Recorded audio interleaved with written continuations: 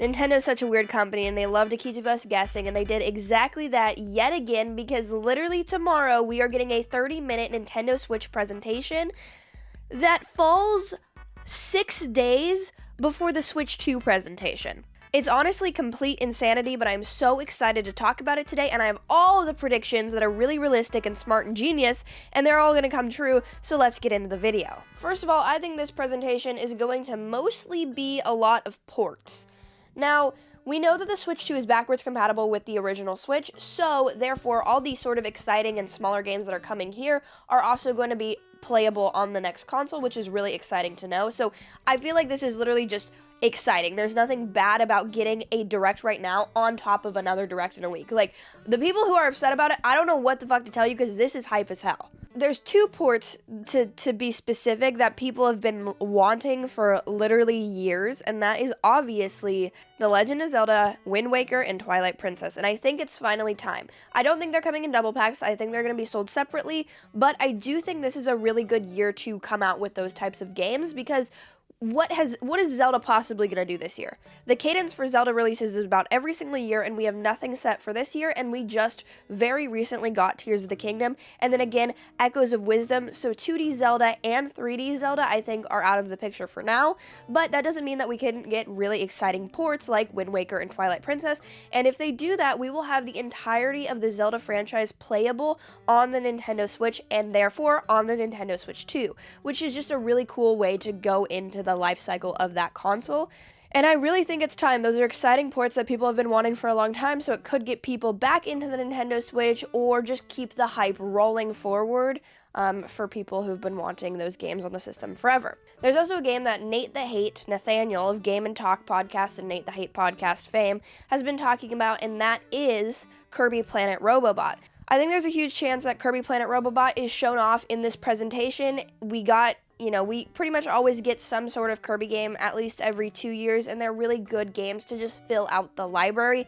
Planet Robobot is one of the highest rated Kirby games from the 3DS, and I think it'd be cool to see that game come over to the Nintendo Switch. I myself have never played that because I got a 3DS really late into the life cycle, so I would really love to check that game out, and it'd basically be like a brand new game for me. They did something with Kirby Return to Dreamland Deluxe, and they added a whole other campaign basically with Magolor's Epilogue, so I would love to see what they could do with Kirby Planet Robobot, maybe adding a sort of beat-em-up style game within that one as well, because literally Kirby Return to Dreamland Deluxe was unironically one of my favorite games of that year, and it was just because of that Magolor's Epilogue. So those things, we start out the presentation, I think, with those 2 ports, then we get Kirby and sort of a sizzle reel alongside some other smaller releases.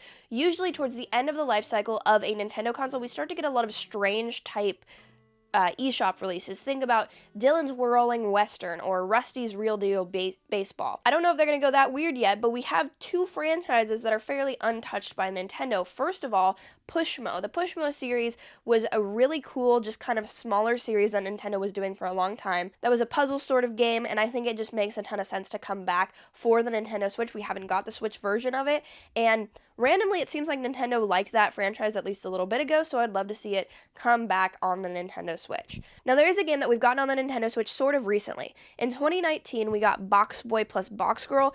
Some of my favorite games on the Nintendo Switch. I'm gonna be genuine with you. That game is fantastic.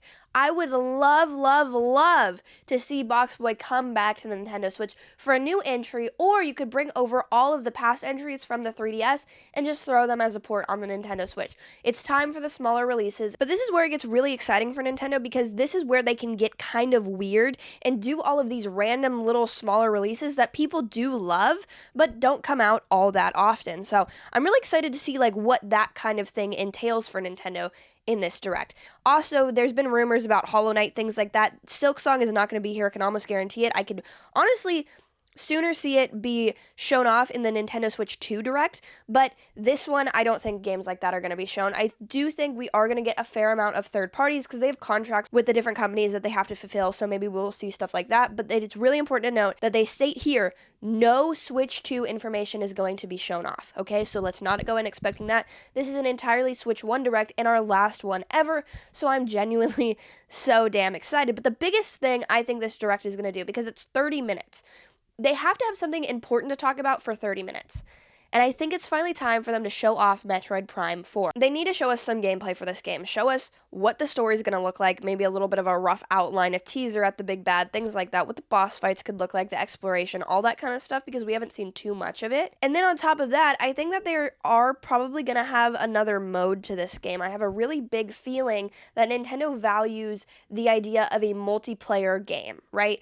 We've seen things like that with Splatoon and how, big of a franchise that has become for Nintendo.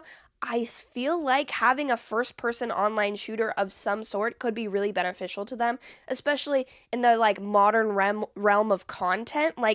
They could just get a lot of basically free advertising from streamers playing it and people like that, and so I think it'd be really smart for them to just put that in there.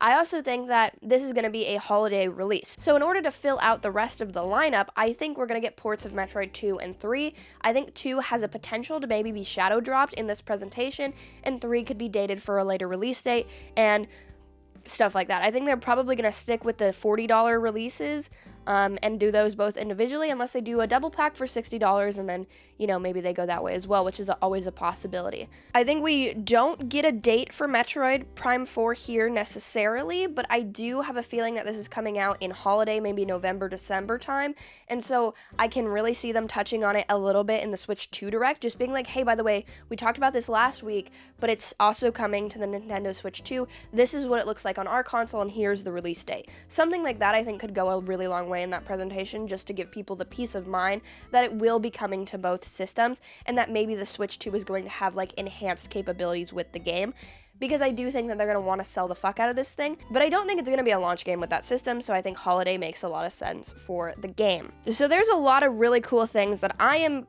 hoping for from this Direct and sort of expecting. I think there's a lot of things that make sense, right? We're getting mostly ports, and if we get new games, it's going to be a much smaller release, and then we get information about Prime 4. I think for a console in the last year or two of its life, that really makes a lot of sense, and the fact that it's backwards compatible with the Nintendo Switch, we don't need to get pissed off when a game that we've been wanting for years is finally coming to this console and it's going to be underpowered. You know what I'm saying? Because you can still play it on the Switch 2, maybe even with a graphics boost or something of that sort. We don't exactly know yet, but I think there's a lot of really cool stuff that Nintendo can do here. I'm so excited for this Nintendo Direct. I will be live streaming this on Twitch, so make sure you go follow that. It's linked down below in the description, and while you're down there, subscribe to the channel, like the video, and check out this one. It's a banger. It's a vibe. It's a good time. I will see you over there. Thank you so much for being here. New setup, still fucking bangs.